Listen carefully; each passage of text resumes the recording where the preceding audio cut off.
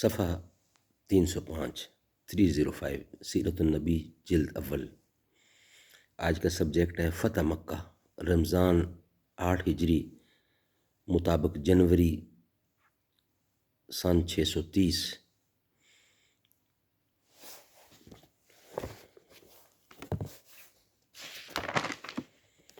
اردو زبان میں سرور عالم صلی اللہ علیہ وآلہ وسلم کی سیرت پر جامع ترین کتاب سیرت النبی صلی اللہ علیہ وآلہ وسلم، علامہ شبلی نعمانی رحمۃ اللہ، علامہ سید سلیمان ندوی رحمۃ اللہ، جلد اول۔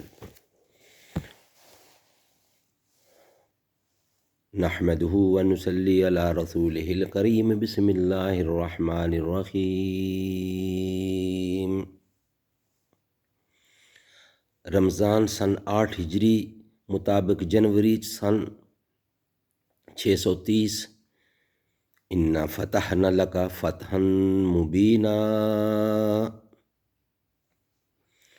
جانشین ابراہیم علیہ السلام والصلاۃ کا سب سے مقدم فرض توحید خالص کا احیاء اور حرم کعبہ کا آلائش سے پاک کرنا تھا، لیکن قریش کے پے در پے حملوں اور عرب کے مخالفت عام نے پورے 21 برس تک اس فرض کو روک رکھا۔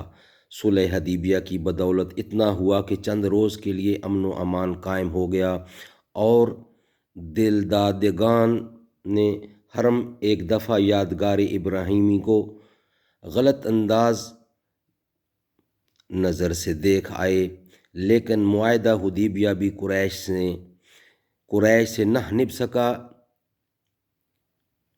حلم و عفو و تحمل کی حد ہو چکی۔ اب وہ وقت آ گیا کہ آفتاب حق حجاب حائل کو چاک کر کے باہر نکل آئے۔ صلح حدیبیہ کی بنا پر قبائل عرب میں خزاں حضرت صلی اللہ علیہ وسلم کے حلیف ہو گئے تھے اور ان کے حریف بنو بکر نے قریش سے مخالفت کا معاہدہ کر لیا تھا۔ ان دونوں حریفوں میں مدت سے لڑائیاں چلی آتی تھیں۔ اسلام کے ظہور نے عرب کو ادھر متوجہ کیا تو وہ لڑائیاں رک گئیں اور اب تک رکی رہیں، کیونکہ قریش اور عرب کا سارا زور اسلام کے مقابلہ میں صرف ہو رہا تھا۔ صلح حدیبیہ نے لوگوں کو مطمئن کیا تو بنو بکر سمجھے کہ اب انتقام کا وقت آ گیا۔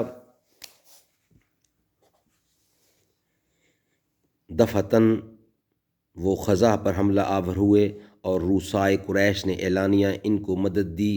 اکرمہ بن ابی جہل، صفوان بن امیہ، سہیل بن عمر وغیرہ نے راتوں کو صورتیں بدل کر بنو بکر کے ساتھ تلواریں چلائیں۔ خزاں نے مجبور ہو کر حرم میں پناہ لی۔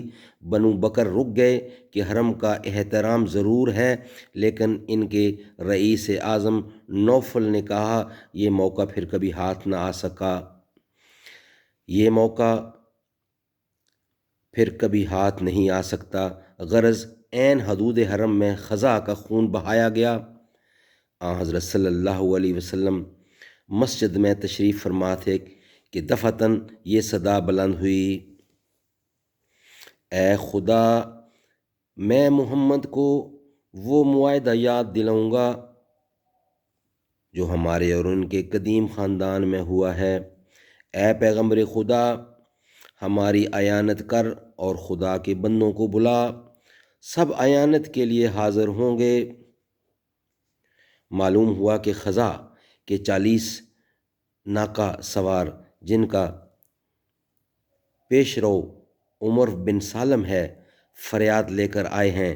حضرت صلی اللہ علیہ وسلم نے واقعات سنے تو آپ کو سخت رنج ہوا، تاہم آپ نے قریش کے پاس قاصد بھیجا اور 3 شرطیں پیش کیں کہ ان میں سے کوئی منظور کی جائے۔ نمبر 1، مقتولون کا خون بہا دیا جائے، یعنی جو قتل ہوئے ہیں۔ قریش بنو بکر کی حمایت سے الگ ہو جائیں۔ نمبر 2۔ نمبر 3، اعلان کر دیا جائے کہ حدیبیہ کا معاہدہ ٹوٹ گیا۔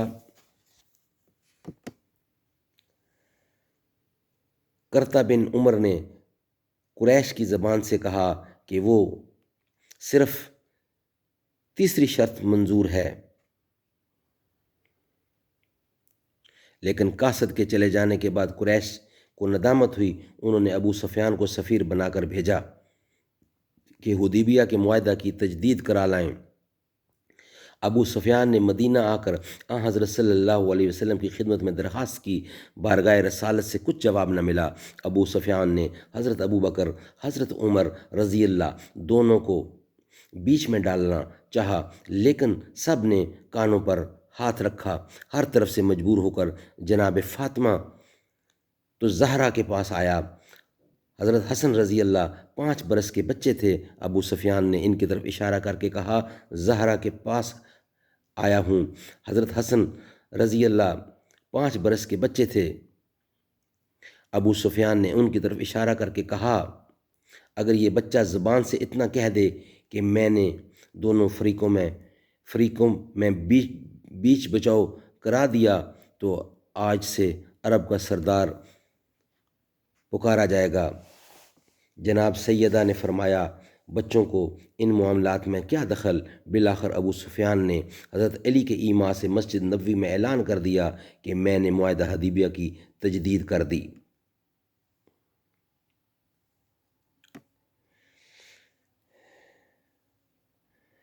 ابو سفیان نے مکہ میں جا کر لوگوں سے یہ واقعہ بیان کیا تو سب نے کہا، یہ نہ صلح ہے کہ ہم اطمینان سے بیٹھ جائیں، نہ جنگ ہے کہ لڑائی کا سامان کیا جائے۔ حضرت صلی اللہ علیہ وسلم نے مکہ کی تیاریاں کیں۔ اتحادی قبائل کے پاس قاصد بھیجے کہ تیار ہو کر آئیں۔ احتیاط کی گئی کہ اہل مکہ کو خبر نہ ہونے پائے۔ صدق اللہ العلی العظیم و صدق رسولہ النبی الکریم و نحن علی ذالک من الشاہدین و الشاکرین۔